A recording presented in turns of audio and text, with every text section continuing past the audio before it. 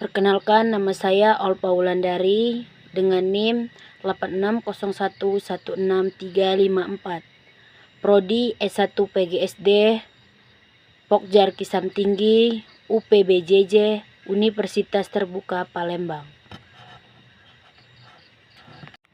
Di sini saya akan mengerjakan tugas 3. Yang pertama, makna pilar dalam konteks pendidikan sebagai dasar atau tiang penguat sistem pendidikan adalah makna pilar dalam konteks pendidikan adalah pondasi, penyangga atau tiang utama. Keberadaannya sangat vital atau menopang, mengarah, dan memperkuat sistem pendidikan secara keseluruhan agar tujuan pembelajaran dapat tercapai secara efektif dan bermakna. Dalam implementasi pilar ini diterjemahkan ke dalam beberapa pedoman utama, yaitu pilar pendidikan nasional, pilar pemangku kepentingan. Pilar pendidikan atau UNESCO digagas dengan $, meliputi learning to know, belajar mengetahui, learning to do, belajar melakukan, learning to be, belajar menjadi diri sendiri, dan learning to live together, belajar hidup bersama. Pilar pendidikan nasional berakar kuat pada filosofi Ki Hajar Dewantara, yaitu ing ngarso sung tulodo. Artinya di depan memberi teladan. Ing manian mangun karso. Artinya di tengah membangun semangat. Dan tuturi handayani artinya di belakang memberi dorongan. Pilar pemangku kepentingan terdiri dari 3 elemen utama yang harus berenergi, yaitu sekolah atau guru, orang tua, dan siswa itu sendiri.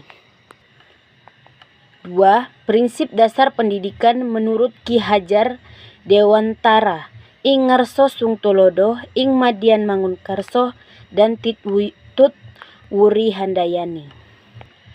Prinsipnya adalah ing ngarso sung tulodo atau di depan memberi teladan. Seorang pendidik atau pemimpin harus mampu menjadi panutan, memberi contoh tindakan yang baik, dan menjadi figur yang layak ditiru dalam setiap perilaku dan perbuatannya. Ing manian mangun karso atau di tengah membangun prakarsa atau semangat, pendidikan harus berada di tengah-tengah muridnya untuk membangkitkan semangat, memberikan motivasi, serta menciptakan ide dan kemauan agar siswa berani berkarya dan berinovasi. Tuturi handayani di belakang memberikan dorongan. Pendidik harus memberi dukungan moral, dorongan, dan arahan dari belakang agar peserta didik memiliki keberanian dan kemandirian dalam melangkah menuju masa depan yang bertanggung jawab. Ketiga, analisis relevansi dan tantangan penerapan prinsip tersebut dalam era digital, misalnya dalam pembelajaran daring, literasi digital, karakter peserta didik, dan peran guru. Jawabannya, misalnya relevansi dalam pembelajaran daring atau e-learning.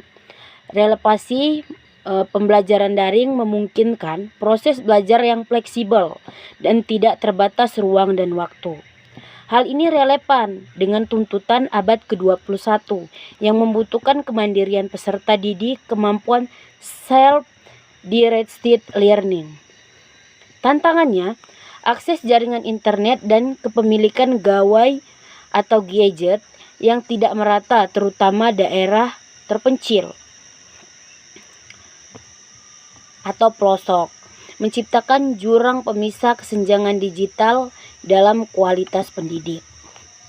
Dan yang terakhir, yang keempat, refleksi singkat tentang bagaimana pilar tersebut dapat menjawab personal pendidikan nasional saat ini.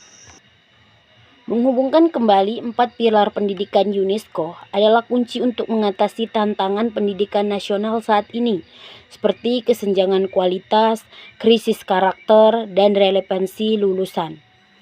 Berikut adalah refleksi singkat dari tiap pilar tersebut. Learning to know atau belajar mengetahui, menggeser fokus dari sekedar menghafal menjadi pengembangan cara berpikir kritis dan analisis. Learning to do atau belajar melakukan, menekankan pada kritik dan keterampilan terapan. Sedangkan learning to live together atau belajar hidup bersama, yaitu membangun toleransi dan empati. Dan yang terakhir, learning to be, belajar menjadi diri sendiri, yaitu mengembangkan karakter, potensi diri secara utuh dan integrasi moral. Sekian jawaban saya, terima kasih.